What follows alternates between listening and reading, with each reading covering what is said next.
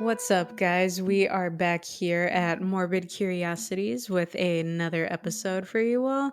I'm Mercedes Martinez, and with me is my awesome co host, the nefarious necromancer. Nicholas Ewers, back here at Morbid Curiosities Inc. Happy to be here. We are back with Scream VI. This was your first time watching this film. What were your thoughts on it?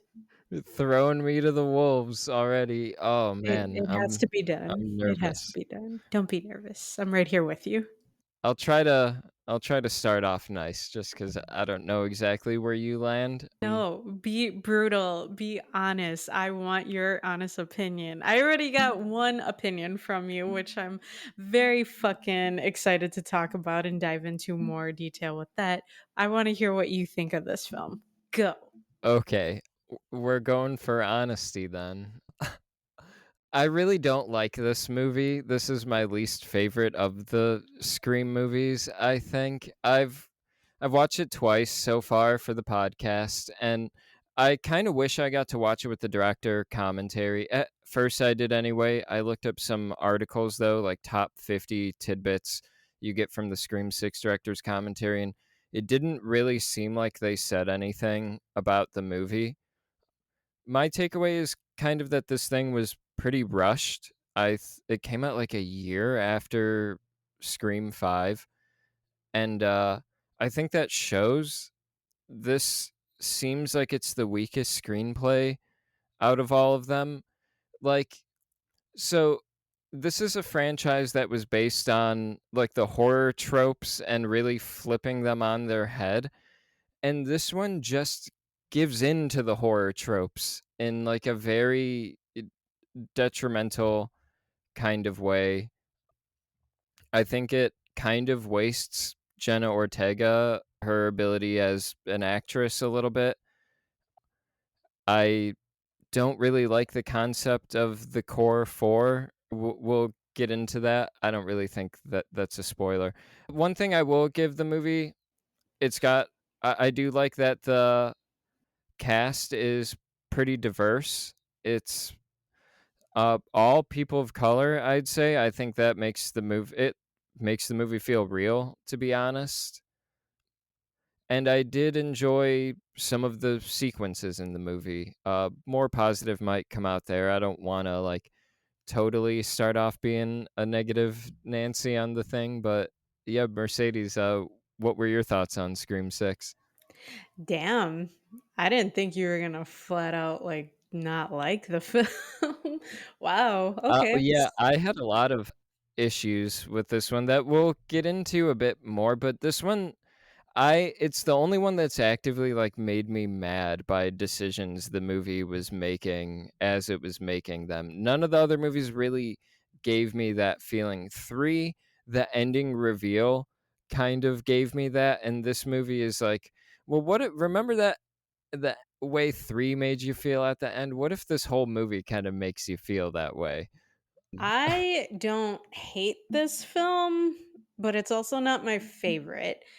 When it came out and I saw it, I had already described it as chaotic to you.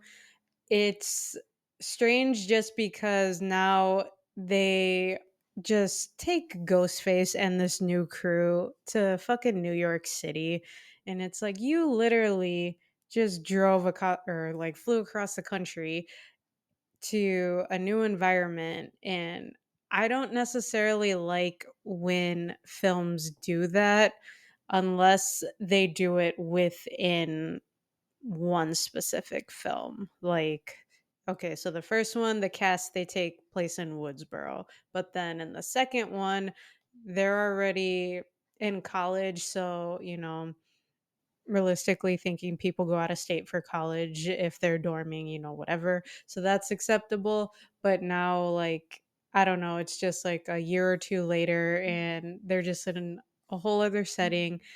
It just feels weird. It doesn't like blend well to me. And yeah, there are a bunch of parts in here that did piss me off.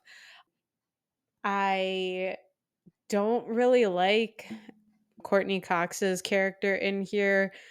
I just don't like it at all, actually. Yeah, Mindy's character, I still am not a fan of in here, probably even more so in here.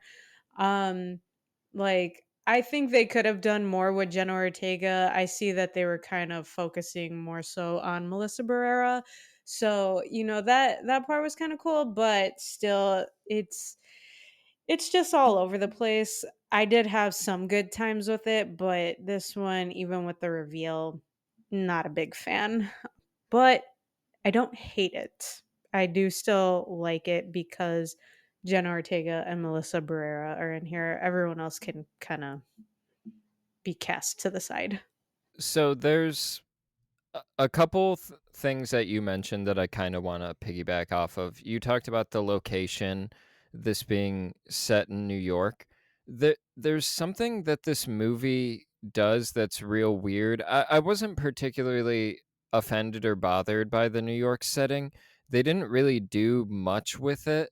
Like, the movie felt like it was clearly not shot in New York. I think they shot in, I wanna say I read, like, Montreal, somewhere in Canada, though.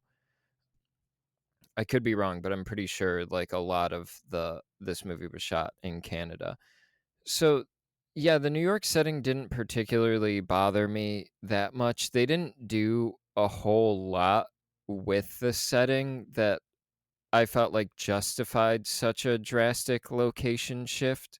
We can get into like full on plot details. So, spoilers ahead for the movie, by the way.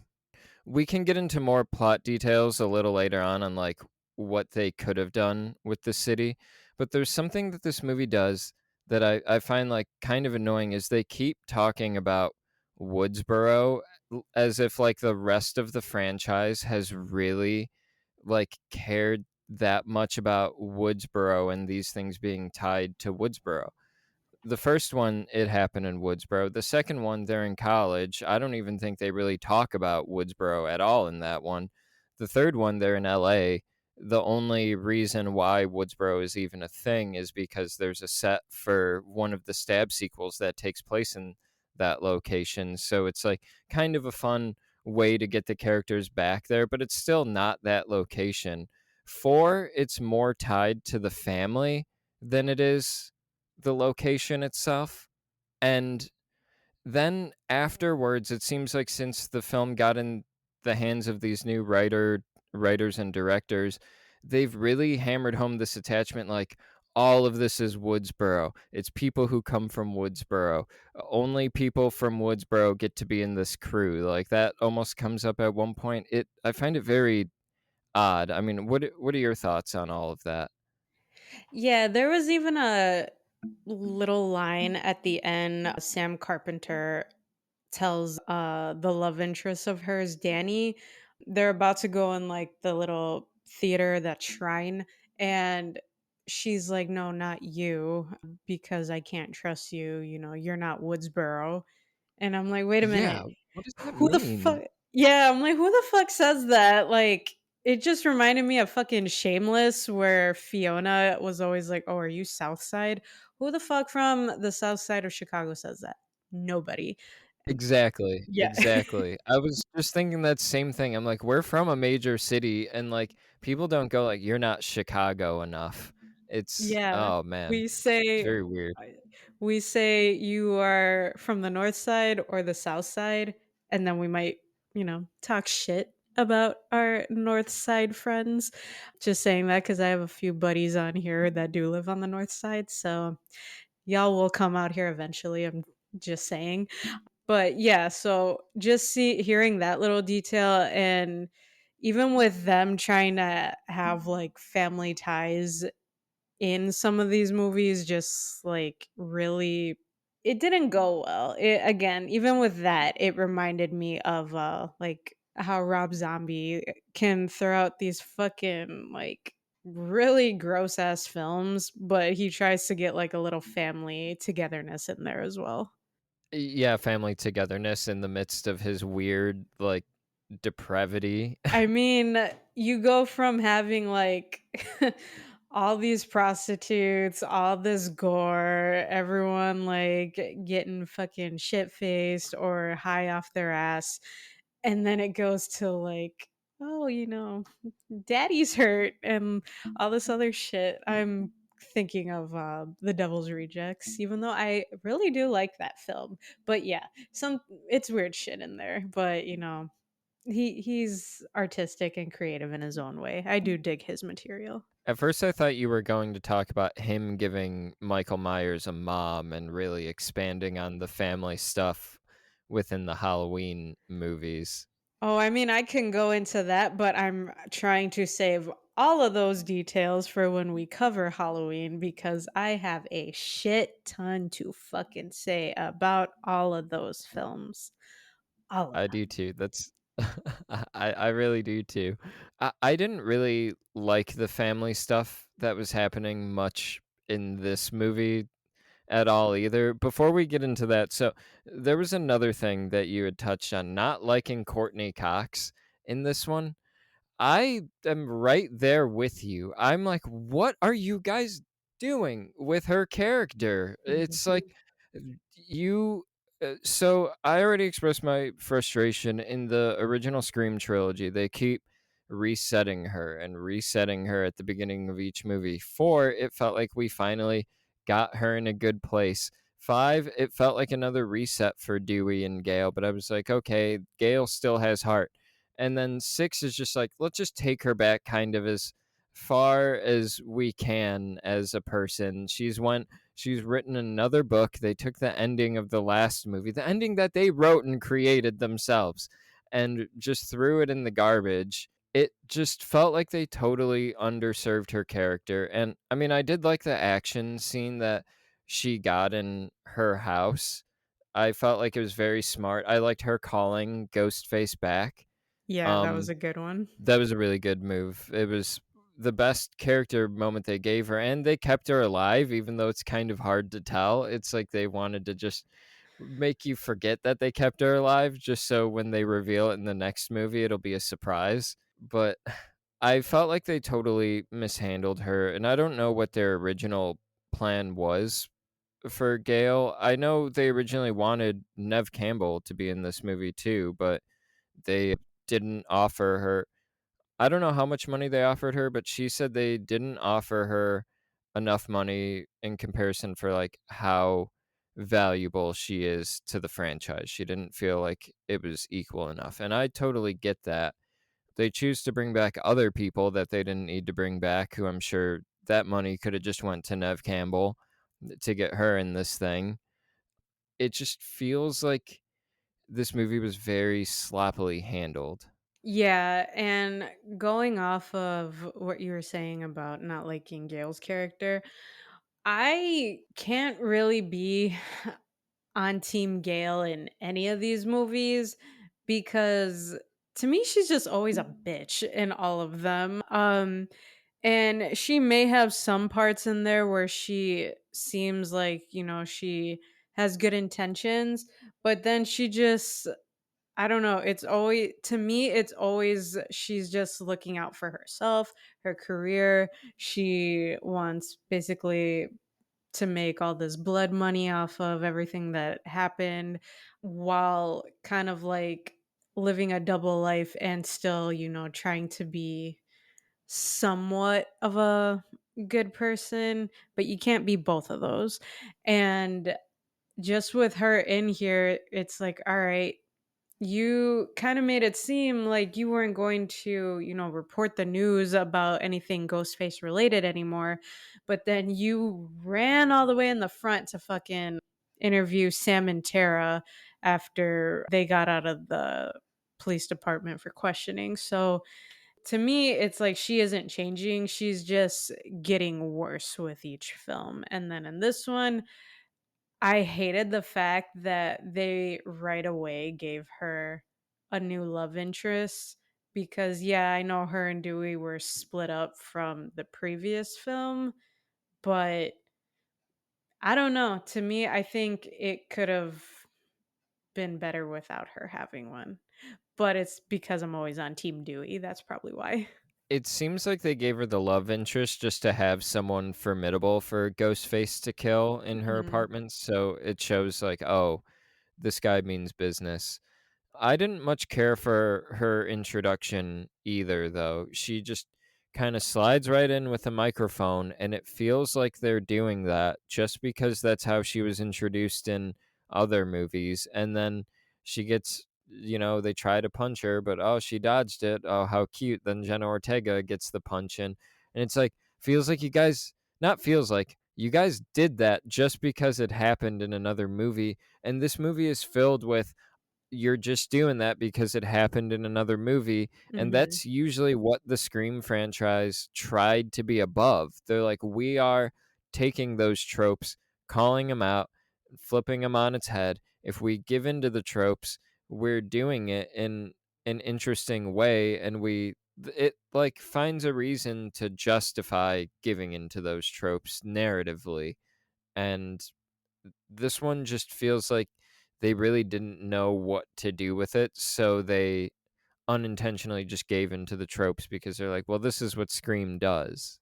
Can we get into Mindy's character since we're already talking down on Gale's? Absolutely. Do you wanna start it off, and then Yes. I'll go right after you? We'll Yes. each get around with Mindy. Yes, knock her ass out.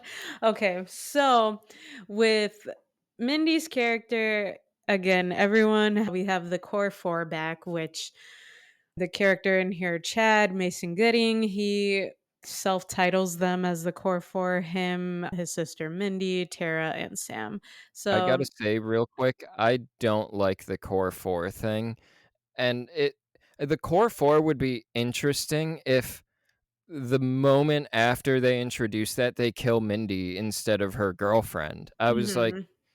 that's a more interesting way. That's what Scream would do. Like, it flips the trope on its head, but no, it gives in to the trope and is like, no, we're gonna keep these characters alive. And it's like, well, that's not interesting. It's like, I mean, for what I had to say about them killing Randy in Scream 2, at least it was an interesting choice. No, I agree on that because when I first heard him say that, it was such a cringy moment. And they even, make fun of that in there too. All the girls are like, yeah, no.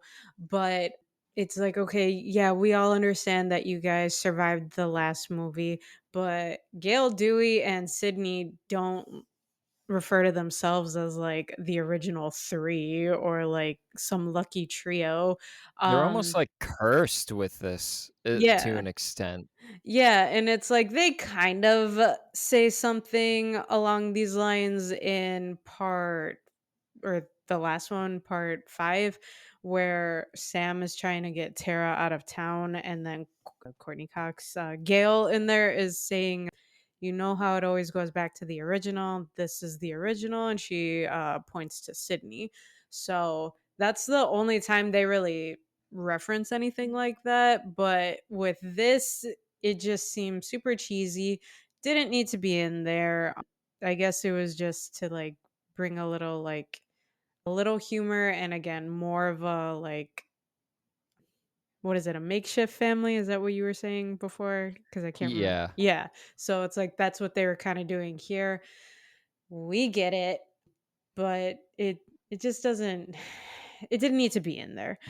But yeah, so with Mindy's character, they try to get her to nail down being a Randy substitute, and I hate that so much. Her and Chad are already supposedly his niece and nephew. Okay, weird detail, but whatever. So they have that tie. Now they have the tie and similarities of, oh, I like to watch all the scary movies. I know all the rules, blah, blah, blah. She basically takes his place with like explaining all the rules of a franchise and like the requels, whatever, in part 5 and now in part 6. And her whole speech in here, annoying as shit, especially Yes. the part where she's like, "We're in a franchise. Why did you why?" I hated that part so much, I wanted to walk out of the theater when I saw that part in theaters. I forgot that you probably saw this in the theater. Yeah, Yeah, that her character from beginning to end, I feel like was just bad instincts making it into the movie. Her and Chad, I mean, Chad barely seems like he's her brother most of the movie. They those characters don't really interact much, and when they do, it's usually like, "But you're my brother, you're my sister," or "That's my brother, that's my mhm, sister." They're usually just telling us who they are in relation to each other. Them being related to Randy, I mean, doesn't need to be a thing. There's already film bros. She doesn't need to be a film bro just because her uncle was a film bro. right. What? That's so weird. It's just but so Mindy, I just find her character to be pretty insufferable throughout these past two movies. She's worse in this one. I agree that her monologue is pretty terrible. It's it's like Jasmine, what's her full name? Jasmine Savoy Brown. She's a good actress, but like I don't know. In here, they give her too much, and I think it took her like a day and a half to memorize the whole speech she had to give to the new crew here. And it's like, again, you don't have to go so hard into explaining something that the audience probably understands already. Like, us as an audience, we go see scary movies to get scared, to have a good time. Yes, there are some people that hold on to, scenes and memories from the original film or even the sequel to it, but you do not have to go in on every single part that may or may not be essential for the situation you guys are in now. And then Yeah, it's exhausting at a certain point. it's exhausting to just listen to it. And then I'm surprised that, like, Sam and Tara, for how, like, take no shit attitudes these 2 characters have, I'm surprised that at no point they don't go like, "Hey, Mindy, shut the fuck up. We're right. we're tired of hearing it from you."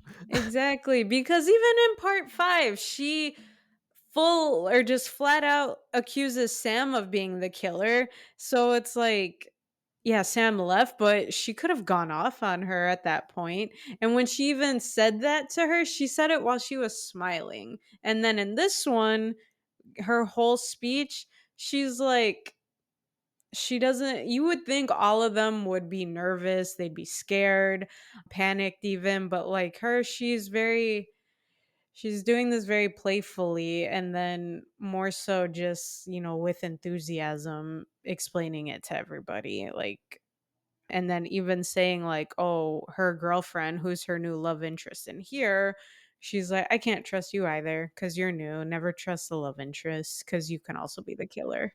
It's like, "What the fuck is wrong with you?" I in that moment, I wanted to just be like, "Get out of here. You shush. Right. Go over there." Hmm. We don't wanna hear it anymore. And then her whole like, this whole movie, she is like, you're the suspect," and she keeps looking at Ethan and is like, "You're at the top of my list," which it's like, okay, she calls it, by the end of the movie, like, he's revealed to be one of the killers, but it's still so annoying when she gets stabbed in the subway and is like, "Oh, I can't believe I got it wrong again, and I got the killers wrong in the last movie," and then she shows up and then is like, Guys, I figured out the killers." It's like, "Oh my god, we don't need this fucking energy in here. Get this chick out of here." Right. And also, too, something that really annoyed me was I just want to talk about this scene and then we can even go back to the intro because I want to talk about the intro too. Yeah, sure. But like this one detail where, Ghostface is in the apartment with all of them, he slashes Mindy's upper arm and she's in like fucking agony. They keep cutting the camera back to her face, and she's like, complaining. She's like sliding down on the ground, barely moving, whatever. Her girlfriend, Annika, gets fucking a knife to the stomach, and Ghostface slides that fucker up. So she has gotten it so much worse. She's not even showing that she's in as much pain as as Yeah. Mindy. So I was like, are you seriously that much of a bitch that the little slice to your arm, granted that would hurt, is fucking like making you that handicap that you're struggling to get over on this ladder? Like, I don't know. That part pissed me off. But I want to go back to that scene after we Yeah. talk about the intro. Real quick, Annika should be on the ground, like, dying in that Right. moment with how brutal that stab is, and Mindy, I don't like that she totally flubs closing the bathroom door. It's like, this character is not a stranger to fucking dead bodies and violence. Well, I saw the last movie, she was in it with everybody else. Mhm. Like, she should have been faster to close that door, and it's I just feel like that's bad writing too, being like, "Oh my god, a dead body, there's a dead body." It's like, Right. you've seen this before. You shouldn't be that, like, paralyzed by the sight of this, but we can go to the intro and then go back around to talk about this scene in a whole if you want. With the intro, we have the lovely Samara Weaving in here, who, again, is a blonde. She's here, she's at a bar, and the initial phone call you hear is not even to her, it's at the bar. And it seems like she's waiting to meet a blind date, essentially someone she met online, and the guy that she was supposed to meet calls her, and she's really nervous, but he's trying to tell her, I'm lost. They start talking about how she's a college professor teaching like film studies, and focuses on horror slashers, which is pretty cool. I wish I knew that when I was going into college. I so would have studied that shit.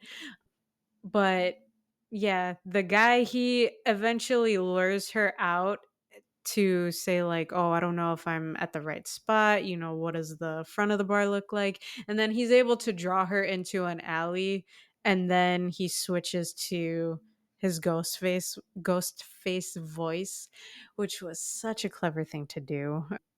And then yeah, she meets her fate in a fucked up way. I love Samara Weaving's scream. Like, oh my god, it's beautiful. Her death was pretty fucked up and brutal. I will give these past 2 movies credit. The death feel very upsetting, the way the knife goes in, how much blood. There's blood all over these movies. It makes getting stabbed to look like the worst way you could possibly die. Plus, S they're all getting stabbed multiple times, like excessive stab wounds, instead of like, the usual one or two that they would do in the first few. Yeah. So this intro, the person who she's on a date with is played by, or she's supposed to be on a date with, is played by Tony Revolori. When his voice came on the phone, I was just sitting there thinking, I know this voice. Who is that? And I didn't look it up. And when the reveal happened, I was like, of course, I know who it is. It's Spider Man's bully, the bully from the Tom Holland Spider Man movies. Mm. He's also in Grand Budapest Hotel, and I think maybe a couple other Wes Anderson movies. So I was like, yeah, I knew it was a younger actor at first. It felt weird that she couldn't tell that it was one of her students that was calling her for the date, because I don't know if you said that already. It's revealed that it's like one of her students who set her up on the date and was pretending to be Ghostface. Um, I gotta say, this lady, like, for teaching a course on, like, horror movies or whatever, she's not, like, that well Right? versed in what goes on. Yeah, it's very I thought she would do better. I was pretty disappointed with the fact that she went into the dark alleyway was presented with the silhouette of Ghostface, proceeded to stand there and be all like dumb on the phone, gets scared for a second, continues to stand there, just makes it like presents herself to get stabbed by this guy. I was like, lady, what the fuck are you doing? Like, very frustrated with how that first half of the intro played out. I liked where it went from there, though. I like how they double down on the intro a little bit and they take it in directions that I didn't expect it to go in. But did you enjoy the first half of the intro? Were you a fan of everything leading up to Samara Weaving's death? I was, just because, it wasn't how these films typically start. And then you get more of that when, Ghostface is about to stab her one last time. He's like, now I see something red. And you're thinking, okay, like with the camera angle, they're about to give us the title card. And they don't. They're just on Ghostface. And you're like, wait, did the film freeze? Like, what happened here? But then you see him taking off his mask. I'm like, wait, what the fuck? Like, I don't want to know who the killer is right away. That's gonna be so weird for the entire movie. I liked that part of it. When he took the mask off, I was like, "Oh, we're getting the killer reveal right away." Kind of like what I thought at the beginning of Scream 4 with one of the fake outs. I was like, "Oh, they're doing this. This is a cool idea, like letting the audience know. I think they could do something interesting with it, but they don't ever see that through." Yeah, I was not ready for that because I was hoping it wasn't gonna be the killer, because yeah, that just sort of threw me off, honestly. But I mean, that's cool that you liked it. Yeah, I'm happy it didn't go that route that it was trying to take. What did you think of the second half of the intro? I dug the second half for the most part. Basically, Tony Revolori's character goes back to his apartment and he gets a call from another Ghostface sounding person. And basically, you find out that he's got another friend he's been doing this with. They're friends of Richie who want to try to complete his movie, Richie, the killer from the last movie. And I liked the phone call they were having where he was like, "Oh, it felt great. Like she was human and the more I stabbed her, she wasn't human anymore, just an animal and then just a sack of meat," or whatever he said. It's really fucked up in an interesting kind of way. I liked the idea of exploring this, and then it turns out it's not his friend. His friend is mutilated in a fridge, like his whole body has been chopped up and is in a fridge. And then Ghostface comes and kills him, and he's like, "What about Richie's movie?" And Ghostface is like, "Who gives a shit about movies?" And uh, it kills that guy, which is weird now to say when you know the reveal. I guess we can say it now. The reveal is that it's, Mulroney's character, he's a detective, and his daughter, Quinn, and, his son, Ethan, they're all family members of Richie, father and siblings, and so it's weird knowing that, like, he only kills these people because they were going to kill Sam and Tara before them. Why not try to get them in on your ghost face thing? Like, that I didn't even think about that until now, but I was kinda hoping they were almost gonna do, like, a cult of Ghostface type thing where it was really going off of, like, the Richie thing where other people were radicalized, and it's this whole internet movement of people being like, "Sam is the real criminal here, we need to go after her." I thought there was, like, interesting groundwork, and instead it's like a father who's upset about his son. We'll get into that later, but man, I mean, what are your thoughts on the second half? I liked it up until that very end part where he's like, "Who gives a fuck about movies?" and they kill him because it felt like they were taking an interesting idea and throwing it away very early on.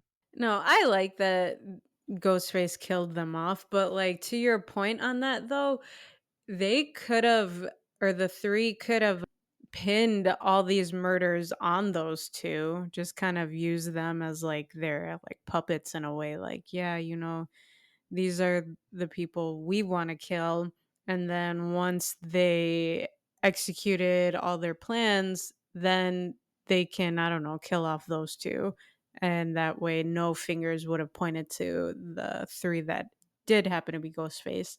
That could have been, like, another storyline detail that they could have followed. Who were they trying to pin it on at the very end? I thought they were trying to pin it on those 2, maybe?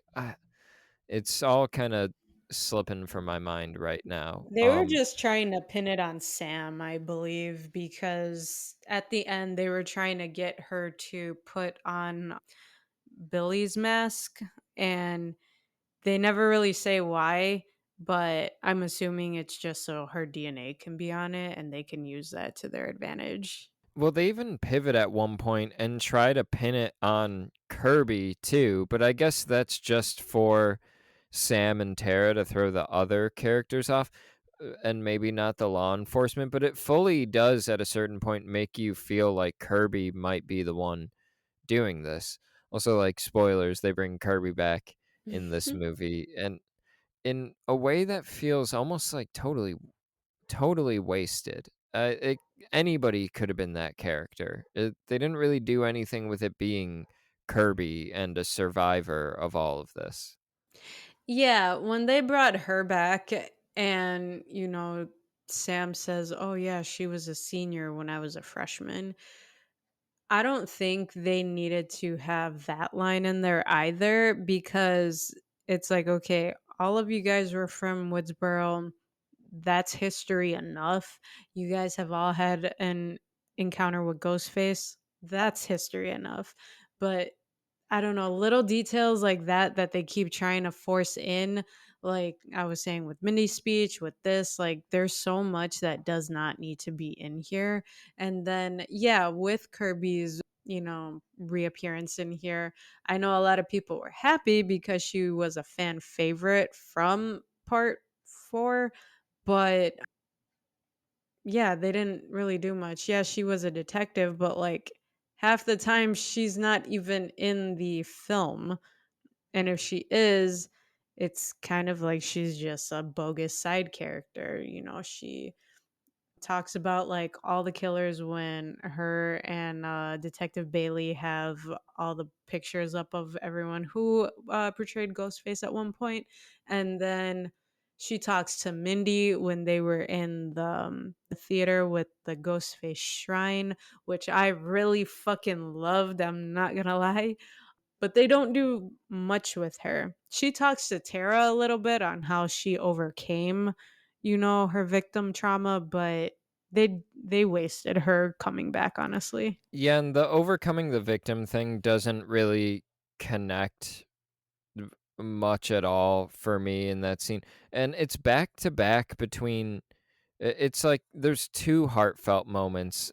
Sam has a heartfelt moment with I don't remember who it was. And then it goes to Tara. Gail, I think. Yeah, it is Gail, right? Yeah, it was her because then they started talking about like I think it was because Gail asked like where her and Tara's mom was, and she basically said like she's not in our lives. But then Gail was like, "You know what? Fuck her. You can make your own family, even if it's just with one person." And then you hear the little, theme song from Dewey's character. Yeah, they didn't give Dewey a theme song actually until the last movie from what I heard in the commentary. They plucked it from a small moment in one of the sequels that Dewey has, like a little bit of music plays Mhm. and they're like, "What if we gave Dewey a theme based off of that?" Which Right. I thought was pretty cool. That Gale scene and the Kirby scene felt forced and just kind of felt pretty flat for me. Gale, I mean, I want to say she makes a reference to a mom that we don't even hear of. Gale's like, my mom sucked too, or something like that. I was like, well, that doesn't mean anything to us. And yeah, the Kirby scene, she doesn't really seem like she's been through much of a traumatic experience. She seems like she's doing pretty okay, which I guess therapy would do that. And she's like, I've dedicated my life to this. It just, I don't really feel it in the energy or feel it in the performance. She doesn't quite feel like the Kirby from Scream 4. And she doesn't feel like someone who's believably been changed by this thing in the way that Sydney in the last movie felt like she had organically been affected by this, and Nev Campbell felt like she really embodied everything this character had been through. They were just brought back just as, like, legacy characters. Okay, these or Kirby was, like, a crowd favorite, let's bring her back. That way we don't have, like, a redo of what happened with Randy, essentially. But even just those details of how they're trying to, like, have Mindy be a Randy substitute, or how they had that picture of Randy in his sister Martha Meek's house. I don't know, just there's so much in these past 2 films that did not need to be in there. I keep saying that and I sound like a broken record, I'm sorry, but it's frustrating to see that shit. And a lot of this stuff, especially with like Kirby, it feels like they had an idea. They're like, "Wouldn't this be really cool to have in the movie?" Uh, Kirby or like different set pieces or even the idea they had for the reveal. They all seem like they were like, "All right, here's some cool ideas we wanna do." And it seemed like they wrote a first draft and then they never got to write anything beyond that. A lot of it just feels like first draft attempts at these ideas, and they maybe just needed a couple more cracks at it to really figure out how they could have really brought Kirby in a interesting way, or what they really could have done with Gale Weathers or these characters, or even, I mean, I don't know about you, but I feel like the reveal in this one is the worst. How do you feel about the reveal? The reveal is pretty weak to me because Mulroney's character, I like him in other films. So seeing him in here, it wasn't terrible, but just as he just starts descending into madness because, his daughter was killed and he's like, "Oh, that makes 2 of my kids killed," whatever. It just doesn't sound natural. Like, even when he tells Sam, like, "Oh, if you fuck with my family, you die." That just it wasn't executed well. And then all of a sudden he's in like a, you know, little playful mood when him and his 2 kids are revealing that all 3 of them were Ghostface. And when they had Ethan's character, yeah, when he reveals himself, I'm like, this feels like another Roman type of reveal where it's like, "Oh, yeah, you were a new character in here that we were introduced to, and you're the Dude, killer." for a second, when Ethan takes off his mask, I was like, "Wait, who is that guy again?" I, like, Right. had to pause it and look up, like, the characters and be like, "Oh, yeah, that was the roommate who, like, everybody's, like, kinda like, 'Who's this fucking dweeb? Fuck this guy,' towards the whole Exactly. movie." Exactly, because at least in Scream 3, Roman was bitching in almost every fucking scene he was in, so that kind of made him relevant, but you at least you remembered who he was, but it made no sense for him to be the killer because he never met Sydney in these films, and in here, it was like, "Wait, yeah, who the fuck was this kid again?" Like, "Oh, yeah, the Yeah. few scenes he was in with the few lines he had." He spends the whole movie, every scene he's in, just being like, "Wait a minute, what do horror movies do? Horror movies do this. Why did Mhm. everyone react when the phone went off? How come people are looking at me weird?" It's like, Jesus, kid.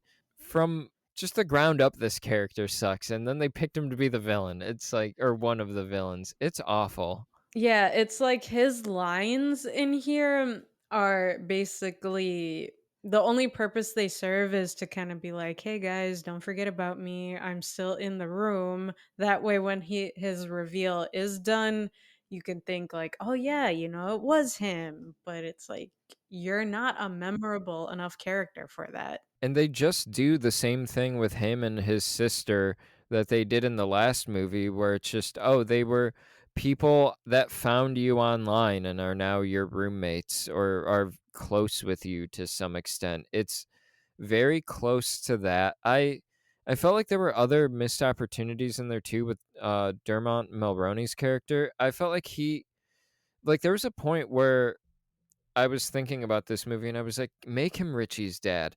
Make him a good guy that we're questioning the whole time, who genuinely wants to, who's like, I saw this movie called Mass that's about 2 families coming together. It's the parents of a school shooter and parents that are, uh, parents of the victim of one of the shooters, and they meet and are, like, reckoning with, like, "How could your son do this?" And the parents are reckoning, "We brought this kid into the world," and it's a devastating movie, and I was like, it would be interesting if they really took, like, a father grieving over not the loss of his kid, but the kid who his son ended up becoming, and him wanting to maybe do right by society or, do right by Sam and Tara, and you're questioning him the whole time.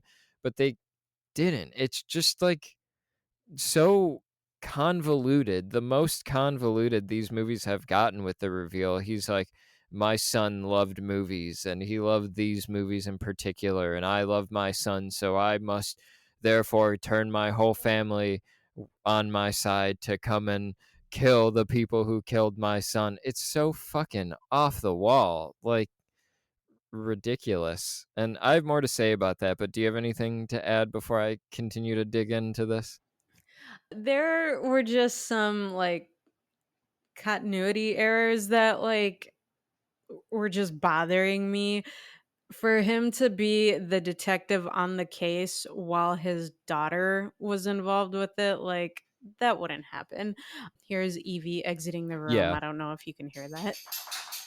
Yeah, I that's heard that. yeah, making her presence known, of course. But Number 1 fan. I know. Ah, we should I know we said we can get her, like, a Ghostface costume, but we should make her, like, a little shirt with our logo on it. I think that'd be cool. Or we make her the shirt. She's on it, and it's Morbid Curiosity's number 1 fan. That's true. I think people would like that. Guys, what do you think? Would you want my dog, Evie, a little pit bull who's a demon, realistically, on a shirt with our logo, Morbid Curiosities, on it? Let us know in the comments on our podcast page, morbid underscore curiosities underscore pod. Let us know. I think I have to put another picture up on her of her on there as well. So yeah, I'll probably do that Do it. soon. Yeah. But yeah, so that detail like annoyed me. And then also I heard or I was watching when this came out a review on it by Cody Leach, and he had mentioned on there the part where Quinn is in her bedroom and she's on the phone with her dad and she says like, "Well, you're the police. Can you like look in on her or whatever?" Whatever she says, it's like you guys are both Ghostface. So why is this scene in here? It's literally in here only for the audience, but it did not have to be in there. It didn't make sense. That's a good catch. I didn't even notice that, but that's what I mean about it being like first draft shit, where they overlook stuff like that. I mean, another big, like, weird thing having to do with them being father and daughter is the moment when they're all at, like, the kitchen table or whatever in their apartment, and they think that her roommate is getting fucking railed by one of the dudes she's been banging throughout this movie, one of the 12 dudes she's been banging throughout this movie. And it's like, but it's not. It's actually her dad as Ghostface in there. And so it's weird how that whole scene is set up, though. It doesn't really make sense to me because I'm like, what are these characters thinking? So it's like her, Sam's boyfriend is in his own apartment looking out the window across into Quinn's bedroom, and he sees Ghostface just creeping in the bedroom. Her boyfriend's in the shower. Don't know how her boyfriend didn't notice Ghostface at all in the room at any point. He must have been chilling in the closet. Did Was he standing there like being like, okay, I'm gonna stand here until Sam's boyfriend walks in and notices us in the fucking mirror, and then I'm gonna hold you up so he can take a perfect picture and send it to Sam, and we'll stage this death, and it was just, I don't know what they planned to happen in there, but the setup just felt so sloppy. Yeah, so that part was weird. And then to that point too, think about it, you and your dad are serial killers in here, but this whole scene you're trying to act out is you sleeping with someone. How did you come up with that idea to let your dad know, like, hey, so we can act out like that I'm sleeping with someone? And they'll think it's totally Yeah. normal because I do it all the time. What the fuck kind of relationship do you have with your dad to have that type of communication going on? No. Well, even I mean, it's not revealed that Ethan's her sister, but even when Ethan is around, there are points where they're like, "Well, Quinn's a fucking slut," and it's True. like that's her brother, so he has to hear all of that. And then yeah, so she's simulating sex noises while her dad is sitting there pretending to be Ghostface, and it's just like, also, did your dad hang out in the closet while you were having sex with that boy too? That's Right. very, like, weird. The whole setup is weird. It seems like the writers didn't think about the circumstances surrounding that staged kill of Quinn. That whole thing was weird. And even the scene after it, I have mixed feelings about. So, Ghostface is there doing his thing, killing people. And then we're back at the part where, You know, just doing his thing. yeah. And then we're back at the part where Mindy gets her arm slashed. Annika gets her fucking stomach gutted, essentially. And then Sam's love interest, Danny, is across like the, opening of their apartment, whatever. And fucking has a big ass ladder in his apartment and is able to just like extend it across the windows. That way they can all crawl over there. That was such a strange setup. Like, I kind of like the scene because it's very fucking nerve wracking, but it was so weird at the same time. So the intensity of it, I kind of liked. I like a good ghost face chase. I mean, compared to the stuff that Wes Craven's done, this doesn't really hold a candle. What ramps up the intensity is just that, like, half of the group has been stabbed, so they're all screaming their fucking eyeballs out throughout the whole time, so it makes the scene feel very intense. There's a lot happening. They're trying to keep Ghostface from getting into the room. They could have barricaded that better. I was thinking push the whole bed in front of that door and then push the fucking shelf in front of the other door. Like, work a little harder. Push everything you've got in front of these doors. I liked how intense that scene felt, but I didn't fully believe it. The boyfriend, why does he have a ladder? He lives in the second floor of an apartment. I get having, like, a step stool or something, or like a 2 or 3 step ladder. What do you need a ladder that fully extends for in a New York apartment? That seems just kind of odd. And then on top of that, it's the most flimsy ladder in the existence It of human history. I've really never seen a is. ladder that flimsy. Hmm. One random thing I do want to say about this, and it's going to come off super sappy, but I don't know. I like this part. So, you have Melissa or the Sam, like they've already established that her and this guy Danny have been hooking up, but they got their own little secret relationship going on.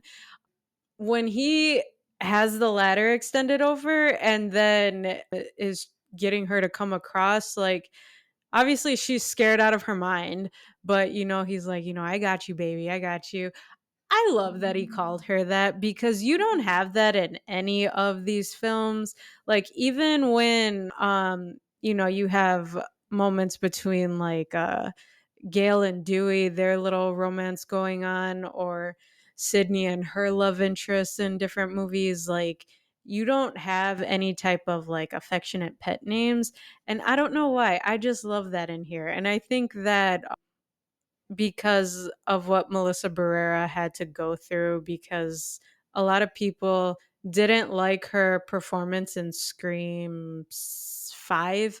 So when she was kind of like expressing to Tara at the table, this really sucks that the world hates me, essentially.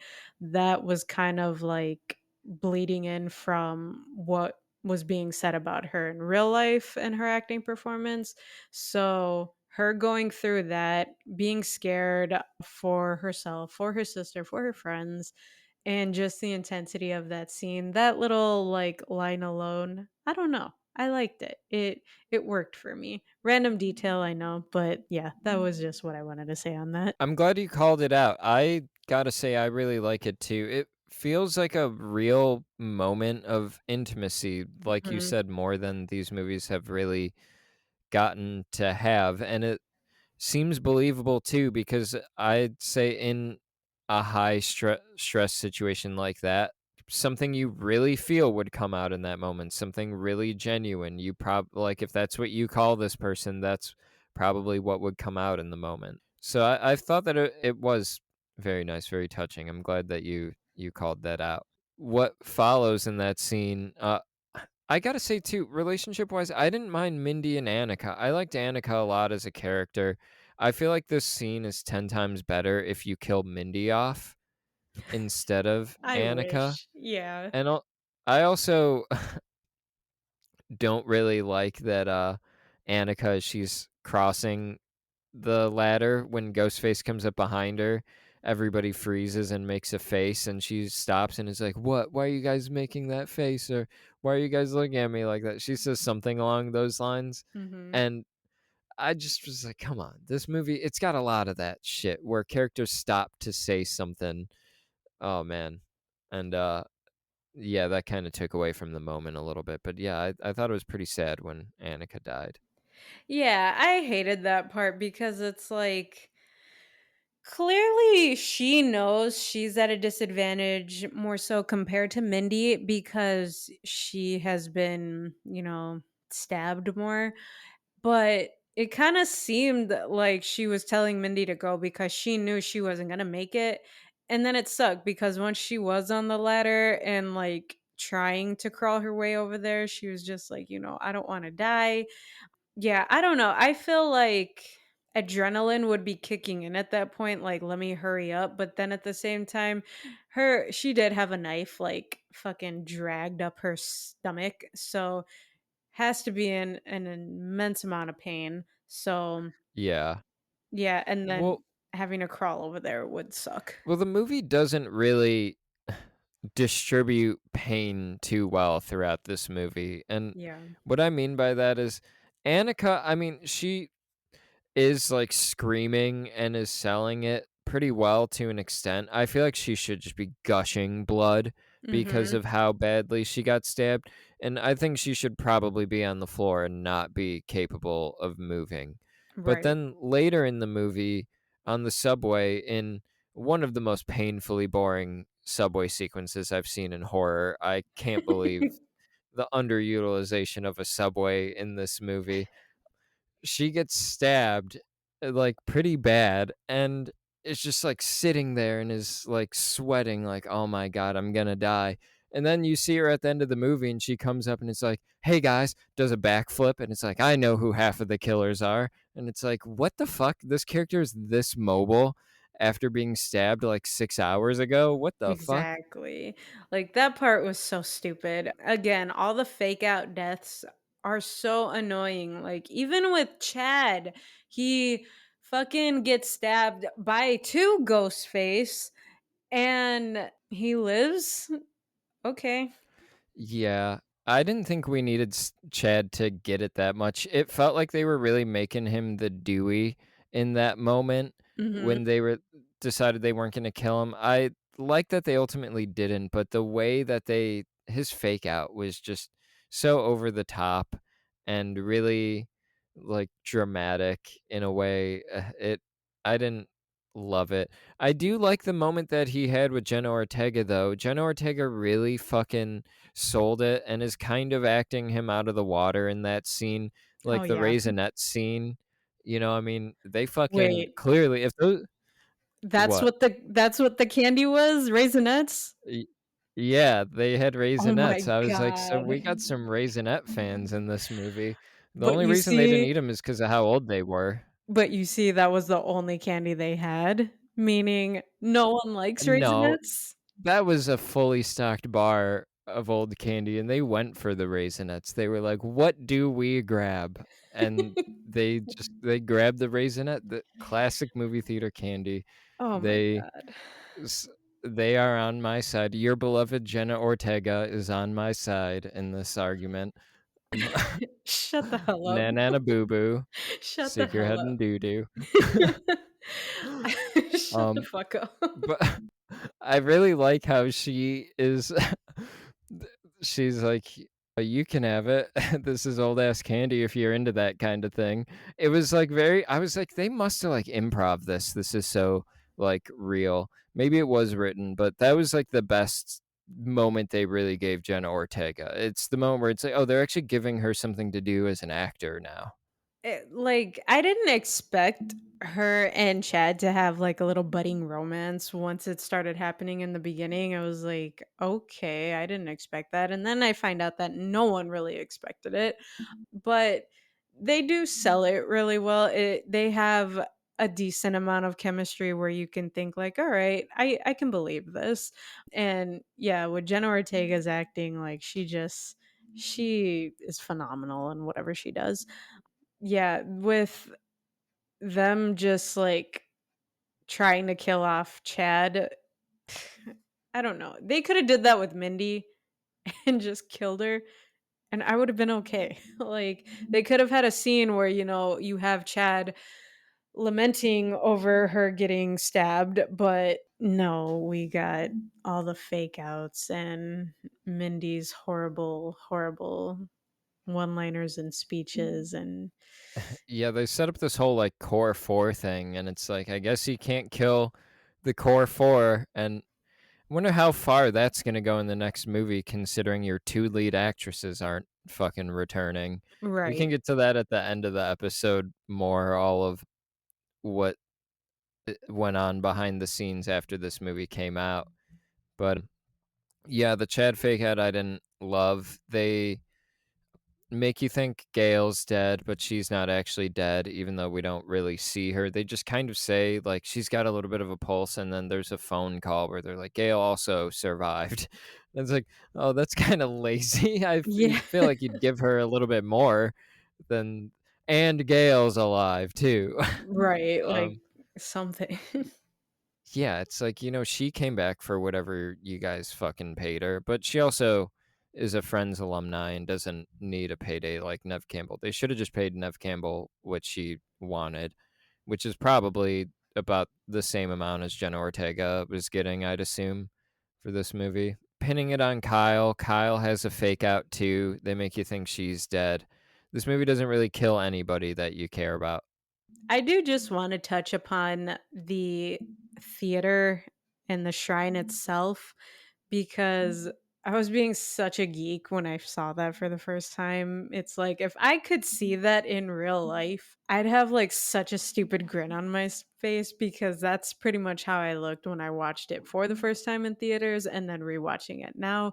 Just they all enter the theater where someone had this entire shrine built with all the Ghostface from the past in there, and then they have the stage with the curtains rising, and you see all these mannequins that had every killer's Ghostface costume, but all the masks are missing because in each murder in this film, you have one of the masks being left behind. That way, it's just kind of throwing off the Why? police.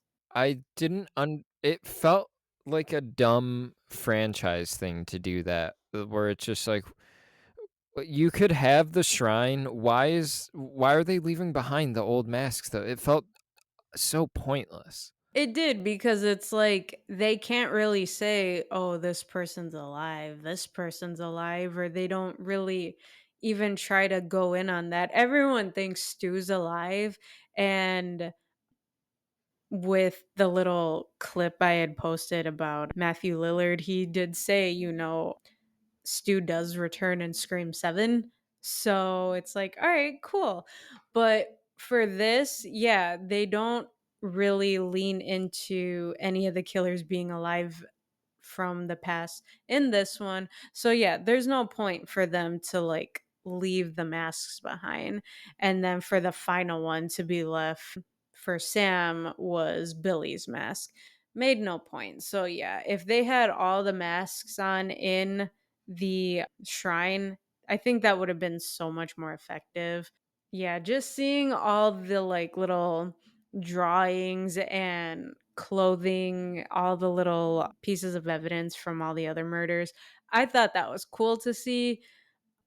And then I don't know, I feel like they could have done more with that shrine sequence, but that's just my opinion. The shrine sequence, a little bit of the power was lost on me when it came to that stuff, just because of that's where we really start to bring Billy Loomis back into it, is when they get to the shrine. They really start to do a lot of Billy Loomis stuff that kind of annoyed me. And it took away from how cool the shrine was. Because, I mean, yeah, if that existed in real life, there should be like a movie museum where they have that Scream shrine up there or something that you can go to visit. Paramount, like, fucking get on it. What are you doing?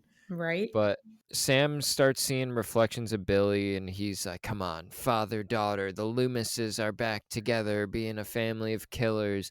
You know, it's so fucking weird. Billy Loomis was a murderer and the rapist of Sydney's mom. And it's so weird that they feel the need to have this dude fucking hanging around in flashbacks. It feels kind of tasteless, honestly.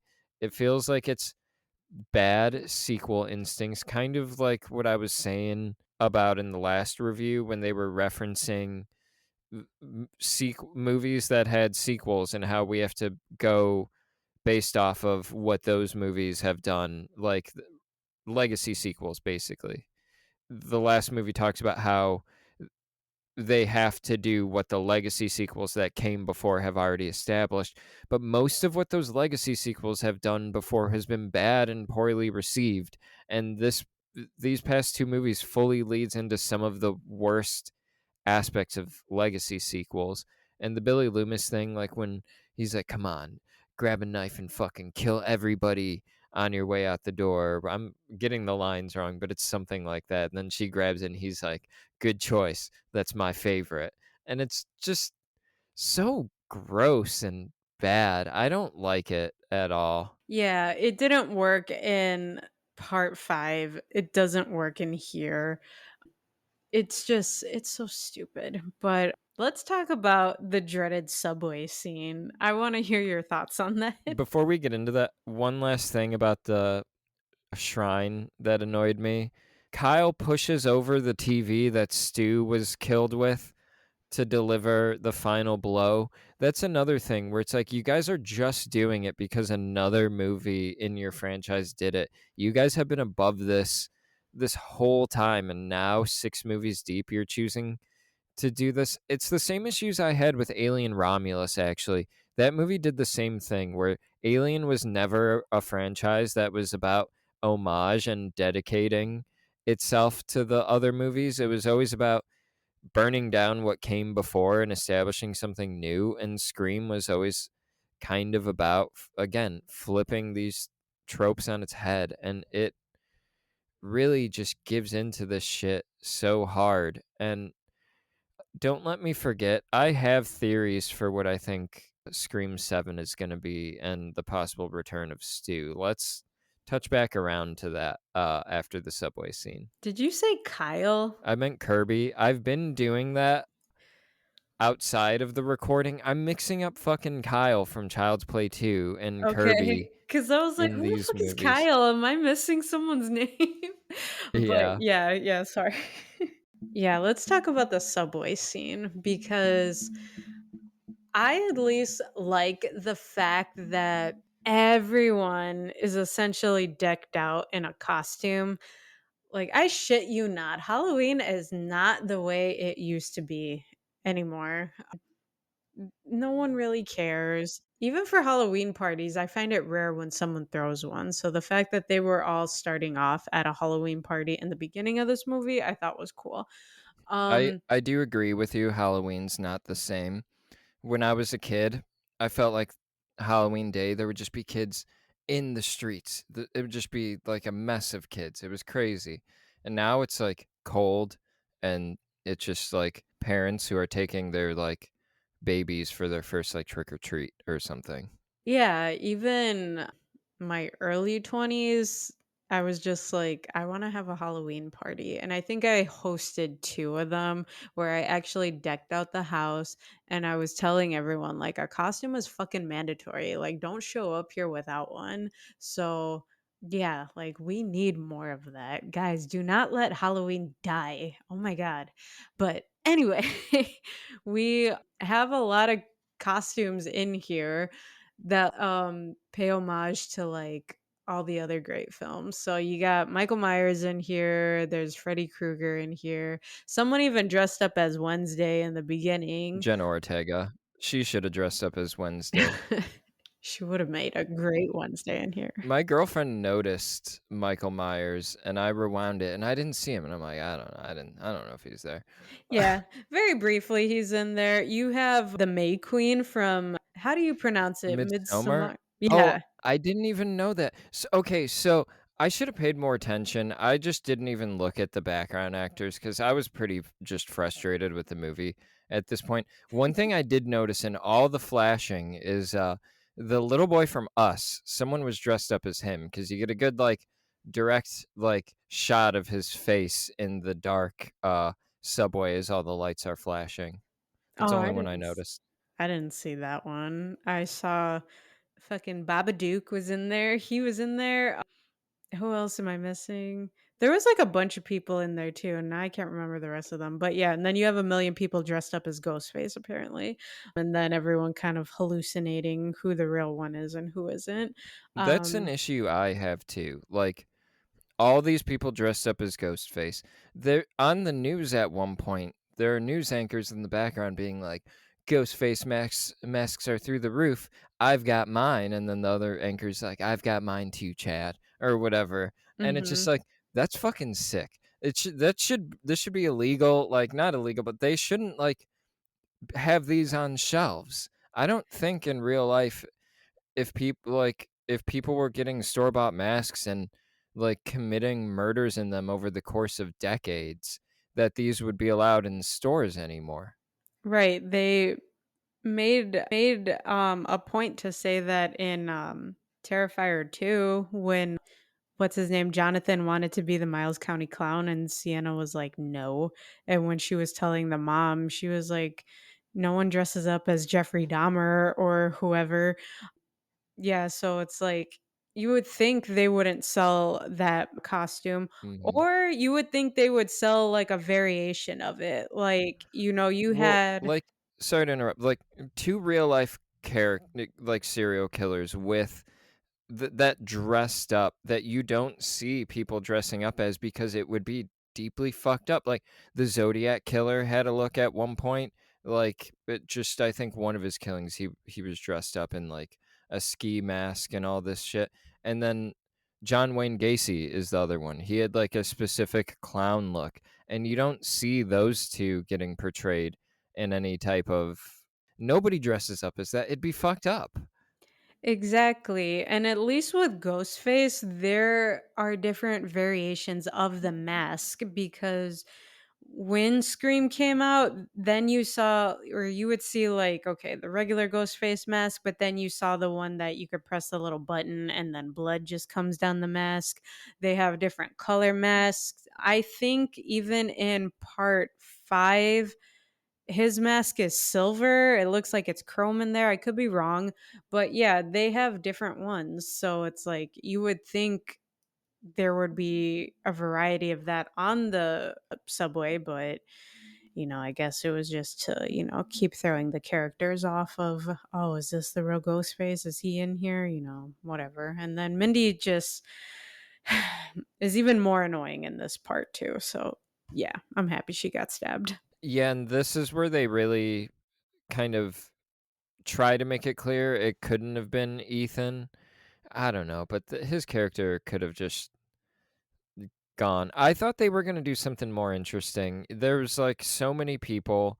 I thought it was going to be a bunch of different people in different train cars, and maybe there's two Ghostface on the train, and it's them trying to get off in time, and it ends up being like some type of crazy fucked up chase where maybe civilians are witnessing this. It being this like weird discrete thing where the lights are flashing. I don't I don't even know if lights flash like that in real life on subways. I don't know if that's how that would work. Also, I think too you can hold open doors on subways and keep them open. I think they could have held the door open for each other and let each other on. It Yeah, just the believability wasn't there for me, and the scene just could have been executed in I think a more interesting way. yeah, you can definitely just put your hand or your foot in the door, and like those sensors would reopen it. So that was kind of stupid. And then I think I don't know where I heard it from, one of the reviewers that I watch. One of them said, they probably had this take place in New York just so you can add to the whole intensity of the scenes with Ghostface in there because, shit can happen on the street and no one really cares or bats an eye or whatever. But it's like in this part, it just I don't know. I thought it was stupid. Like, you were able to cover up Mindy's mouth and stab her multiple times, and she barely is able to muffle out any type of noise. Like, I don't know. They really just wasted time with Mindy's character all over. Yeah, and Ghostface is a fucking like teenager or like early 20s-year-old half of the time too. So how are these people not overpowering whoever's behind the ghost face mask? I mean, Dermot Mulroney's an older man. He's probably got like a hip problem or something, his character in real life. So he might be easy to overcome. Right. Yeah, I don't know. When it comes to the New York of it all though, I gotta say I did like the bodega scene to an extent. And Hmm. then the ending when they were crawling on the ground. I mean, I like the imagery of Ghostface with a gun. I thought that was cool. I thought it was dumb that the shop owner who had the gun when he pulled it out originally, he yelled "Hey" before That was so shooting. stupid. Yeah. It's like, what the fuck is wrong with you?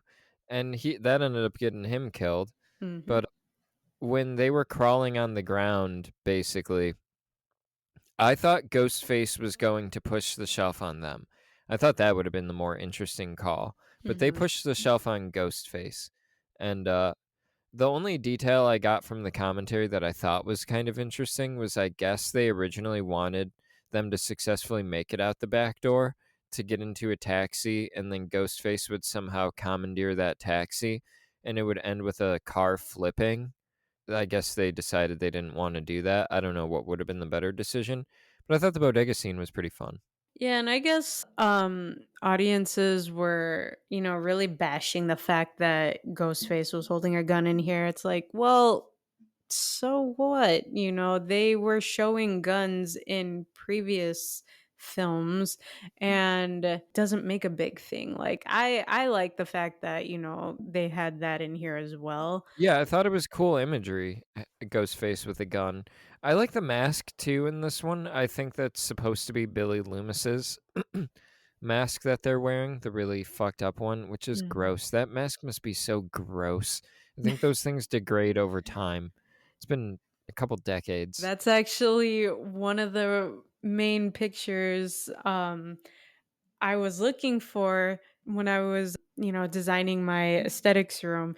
You saw it. So I have all my pictures up that I created, but I found one that shows all the masks of Ghostface and like the evolution of it. But I put on there like, don't be like Ghostface, wear your sunscreen just as like a little thing of what can happen to your face. So, yeah, but I love the way his mask looks in here. I should post that on the page just so people see it.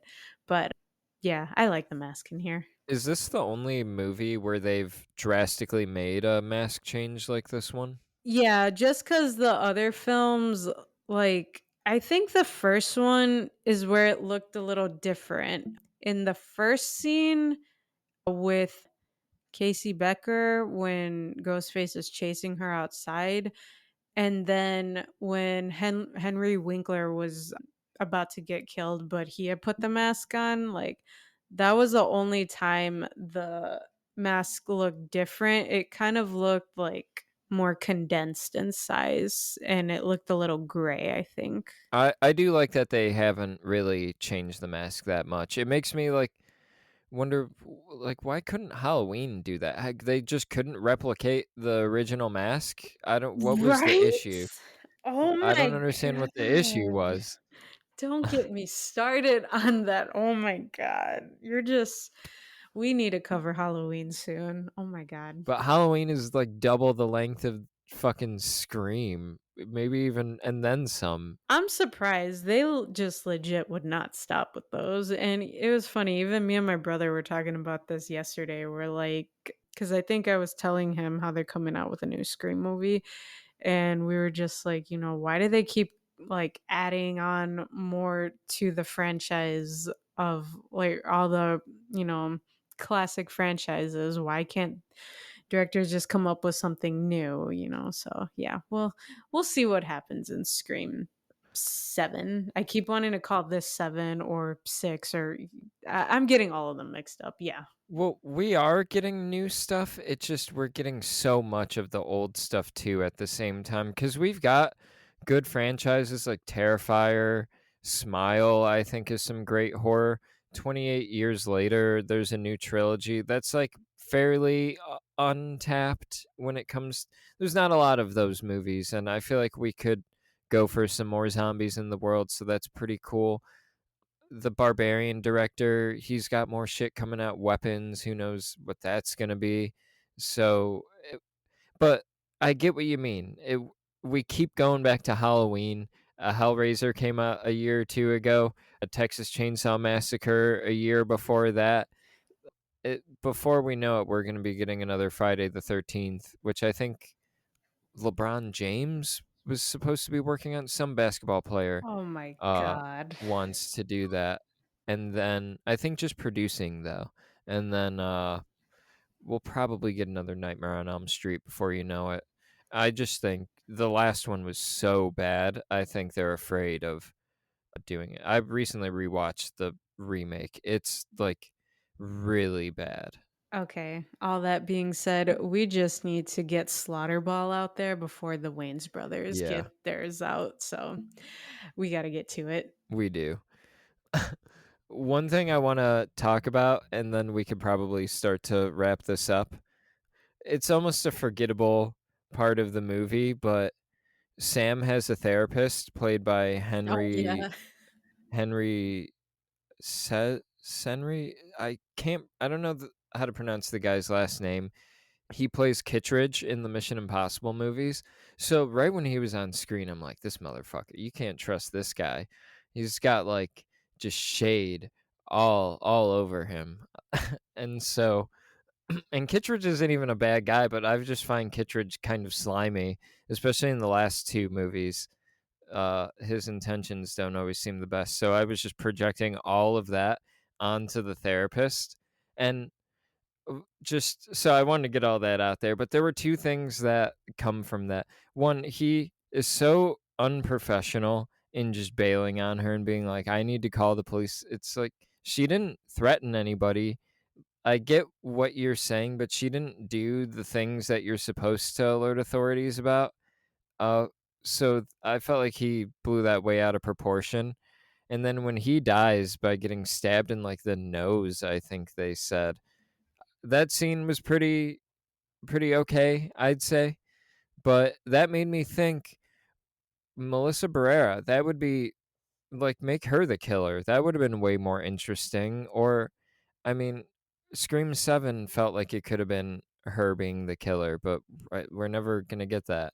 As far as it seems, we're not going to get a Scream with Melissa Barrera or Jenna Ortega in it again. Yeah. And that is devastating, honestly, because, when I saw them in Scream 5, it was hard for me to latch on to them at first just because, I really liked Gail, Dewey, and Sydney, but it's like, all right, well, what are they gonna bring to the table? But I love what Jenna Ortega like always brings, and then Melissa Barrera, I had no problem with her performance in Scream 5. So the fact that she got a lot of like, hate or whatever that she experienced for her performance in there, that's really shitty because it's not like she did a bad job. And even her character wasn't too bad either. Scream 5 is definitely better than part 6. So, yeah, it just sucks that, they're not going to be in here. And then it's crazier too how Nev Campbell is actually going to return for Scream 7. So it's like, wow. Because they're not paying Jenna Ortega her fat ass paycheck. Exactly. So it's like, all right, well, we don't got the two leads in here anymore. Let's bring back the original lead, pay her what she was asking for essentially, and, win our crowd back. Where do we go from here? And get the writer to return and come on as director. It feels like a True. pretty desperate attempt. I'm surprised Kevin Williamson is coming on, unless he really knows a way how to tie it back around to Wes and really knows how to wrap it up. I kind of thought maybe they would be doing a prequel or something, and that is why there's been talks of Stu returning. I'm not entirely sure, but it doesn't seem like the best move. Have you Are you in the know about the behind the scenes of Scream 7 at all? I don't.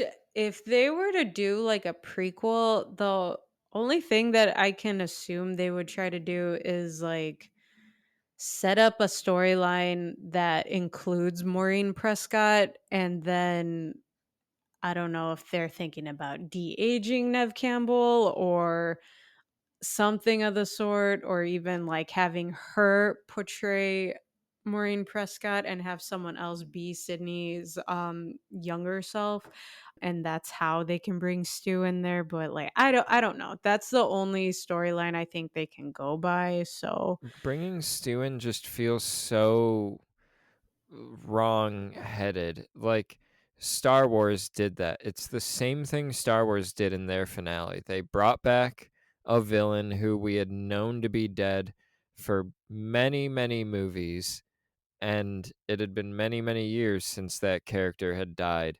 And then they show up in the last one and they justify it with somehow Palpatine returned.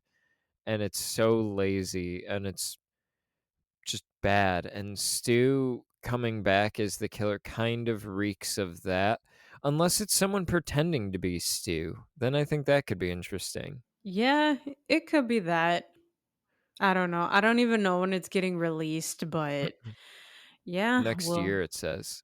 Oh, okay. Well, we'll just Yeah. revisit this world once we get Scream 7 and see if it can take us all by surprise. Paramount really kind of botched this whole thing. So, like, the order of things going wrong for Scream 7 seems to be the radio silence guys bailed first. They said it's because they wanted to do something else. I wouldn't be surprised if it had to do with how rushed the last one was and how like not so strong of an entry this is, even though it has good reviews on Rotten Tomatoes, Letterboxd. It doesn't have bad reviews. It's sitting at a 3.4, which is pretty good, a lot more than I had given it.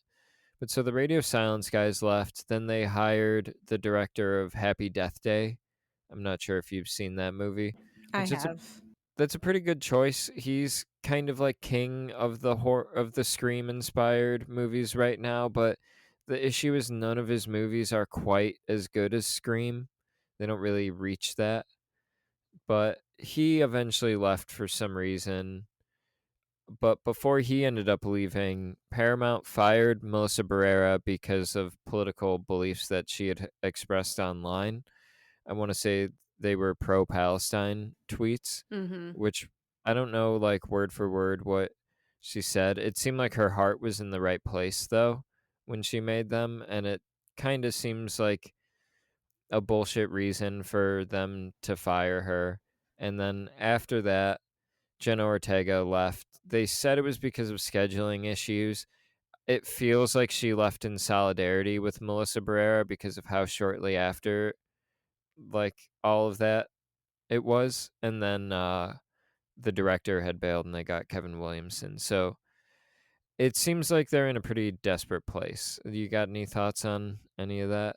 When they were trying to say, like, "Oh, it's for scheduling reasons why Jenna Ortega," with everything that she was filming, like, Wednesday, they find ways to work around someone's schedule if they really want someone in a film.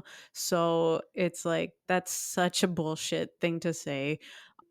And, it at least shows, like, she was pretty, I don't wanna say loyal to Melissa Barrera, but it's also like, well, hey, if you're gonna fuck her over, like, I'm gonna fuck you guys over and just dip out of here. So, it's like, that was a good move on her part.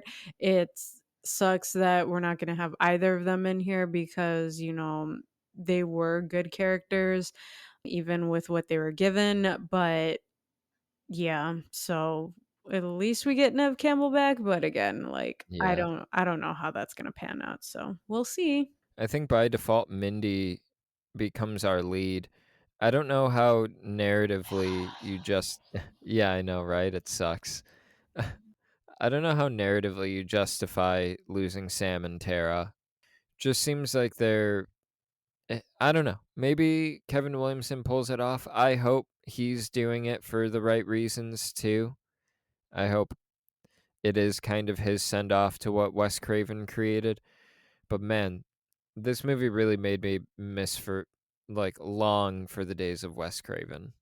Is there anything else you wanna touch upon before we go into our ranking of this franchise? I'm ready to rank the screams. Do you want to go Alright. first? No, I wanna hear you go first since you were a virgin to majority of these films. All right, so there's 6 movies we're ranking. Are we starting with 1 or are we starting with 6? 6. All right, so my number 6 is Scream 6. It's sitting there comfortably at the bottom where it will hopefully stay, if Scream 7, if they're putting the work into it, then Scream 6 will stay at the bottom forever. My number 5 is Scream 3. I like Scream 3 though. There's only one bad one, I'd say, and it's Scream 6, and it's only bad because it's messy. It's the messiest out of all of them, I'd say, but yeah, Scream 3 is my number 5. My number 4 is Scream 5. My number 3 is Scream 2. My number 2 is Scream, the original. And my number 1, drum roll please, Scream 4. I That's fucking the knew head it. honcho. I fucking I knew think it. about Scream 4 all the time, actually, since I watched it. I've been forced to think about Scream a lot for good reasons too, but Scream 4 is the one that stuck with me the most, and then Scream right behind it. But this is a bulletproof franchise for the most part. I feel disappointed that we went out on what I would say is such a low note for the franchise. All of these movies are riding pretty high for me. I can't wait to rewatch all of these except for 6. I might just not watch this one again. It was such a bummer ending on that. But we got a good episode out of it. And yeah, I don't know. Everything, like, aside from 6, the lowest rated movie I've got is Scream 3, and that's sitting at 4 stars. So I don't know. I don't know what to tell you. I don't know what more you folks want from me. These are good movies we're talking about. Mercedes is quickly putting her list together. No, it's because I have them ranked, but I didn't have it like 6, 5, 4, 3, 2, 1. So I was like, wait, let me do that. That way I'm not like numbering them off all stupid because I would. It got really confusing too because it was like 6 is my 6, 3 is my 5. That's what I'm saying. Like, let me fix that really quick. Yeah, Um, so sorry if that was difficult to listen to, listeners. Yeah, and it's funny because I kinda thought you would like part 6 a lot more than well, you don't like it at all. The main part I like on here is the intro scene, but after that, like, yeah, it's not the greatest out of these films. Yeah, when you said that you thought I would like the intro and I was watching it, like I did like half of it, but I was just like, damn, I hope this isn't gonna be a thing where it's like you love the movie and I just hate it. And when I watched it again, I was hoping I really flipped opinions on it, but I liked it even less the second time around, especially when I knew who the killers were. And I didn't have that reaction for any of the other movies. Well, I mean, three, the killer is kind of blah, and his fucking role in the movie, Roman, he's kind of nothing. But at least he was, I don't know, something. Yeah, I agree with you on that.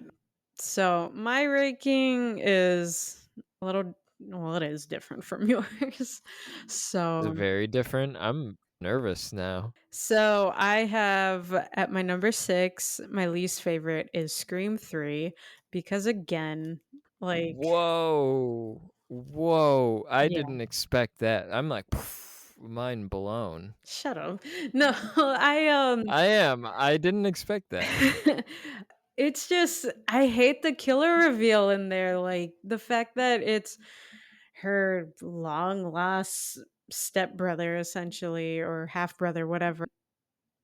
It didn't, like, pack a punch like it was supposed to do because she No, I never met agree with this you. guy. It's weak. Yeah, she never met the guy. If she did, then it probably would have been more of a good reveal, but there was no meaning behind that. That was just stupid. My number 5 is Scream 6. Again, there were some things I liked in this movie, but majority of them, it was all over the place. My number 4 is Scream 4. So, it's not at the bottom, but Scream 4. I'm not mad about it. I'm not mad about that placement. It Y getting higher than 3 surprised me because it felt like you were the most negative on 4, but I respect it. 4 sitting at 4. I It thank you. had yeah, it had some decent moments in there, like, some cool characters, like, yeah, I like Sheriff Hicks even though she's stupid. I like Kirby's character in there. Charlie's character, you kinda give off Charlie vibes to me, honestly. But yeah, it's not too bad. My number 3 is Scream 5, just because we get the lovely Jenna Ortega and the lovely Melissa Barrera in there. My number 2 is Scream 2, and my number 1 is the original Scream, because you have such a cool ass cast that just love right off the bat. Everyone just has like good chemistry with each other. You see the sparks flying between Gail and Dewey and their real life characters, Courtney Cox and David Arquette. So that was pretty cool. Matthew Lillard is just a fucking crazy ass monster in here. You have the charming Billy Loomis. Fucking Jamie Kennedy is dork. Like everyone in here, Rose McGowan, like they all were just like amazing characters. So you can't beat the original one in here. The original is a pretty special movie. I think all around this whole franchise is special. It's one you can reflect on and be like, but remember the reveal in this one?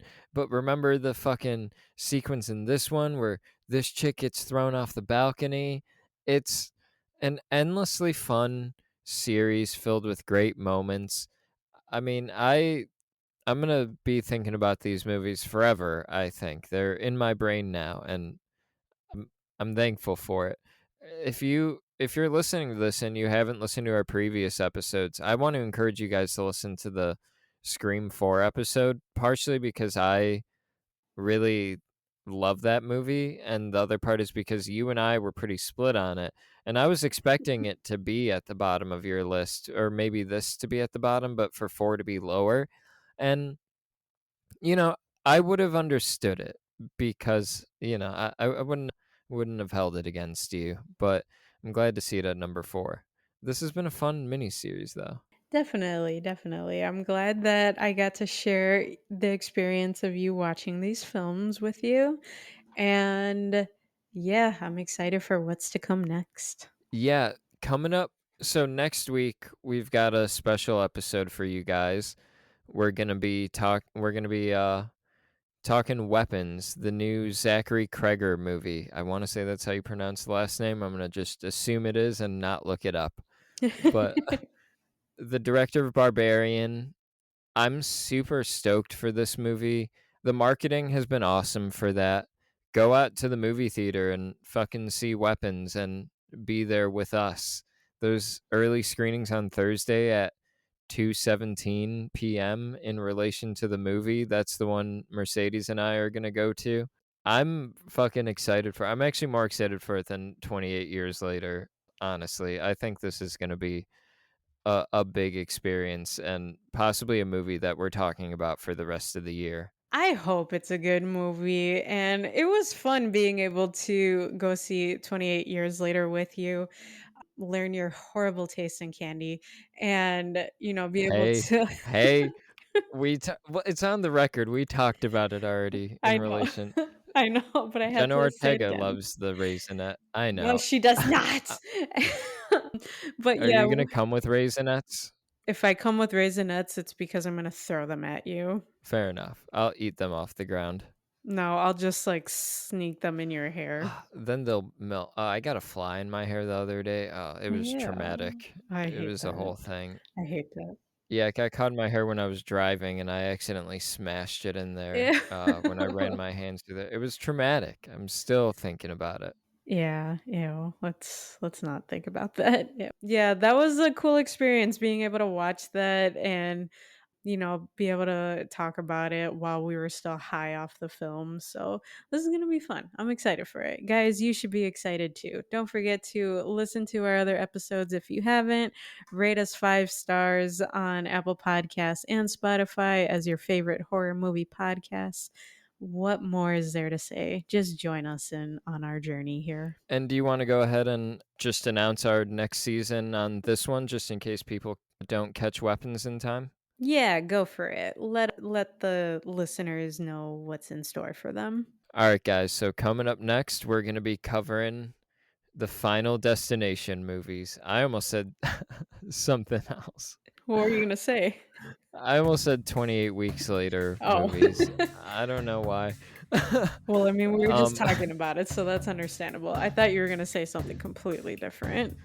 no, we're gonna be covering the Final Destination movies. I think that'll be a fun one. This will probably be a pretty easy breezy season filled with some easy breezy watches. It's gonna be fun. I'm excited. Yeah, I hope you guys are excited too. Thank you guys for listening. Looking forward to Final Destination. We've been Morbid Curiosities. Yeah.